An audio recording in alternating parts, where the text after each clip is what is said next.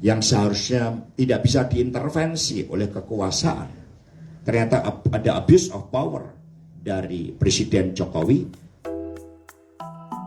Sekretaris Jenderal PDIP Hasto Kristianto menilai bahwa hasil rekapitulasi suara yang ditetapkan KPU RI pada Rabu 20 Maret 2024 malam semakin menyempurnakan berbagai kecurangan pada pemilu 2024.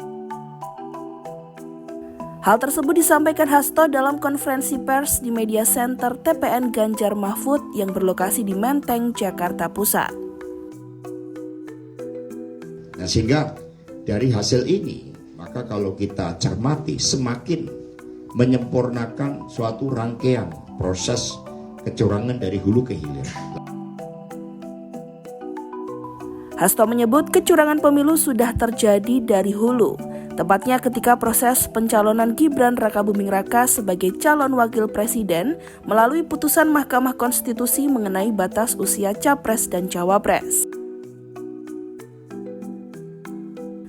Hasto merasa kala itu upaya penyalahgunaan kekuasaan atau abuse of power oleh Presiden Joko Widodo mulai terlihat.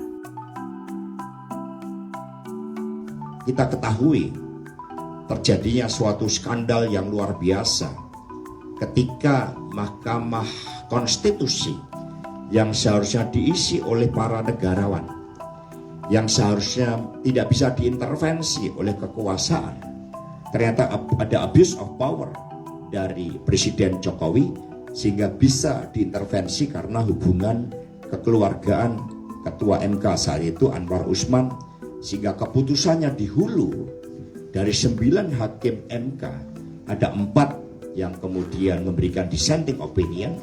Dari 5 yang tersisa ada 2 yang memberikan syarat untuk usia belum 40 tahun tetapi menjadi kepala daerah, itu adalah posisi kepala daerah sebagai gubernur.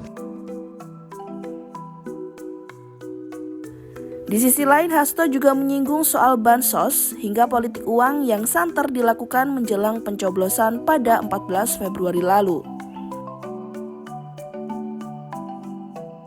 Namun Hasto meminta ucapannya itu tidak diartikan sebagai keengganan PDIP maupun partai politik pengusung Ganjar Mahfud untuk menerima kekalahan dalam pemilu 2024.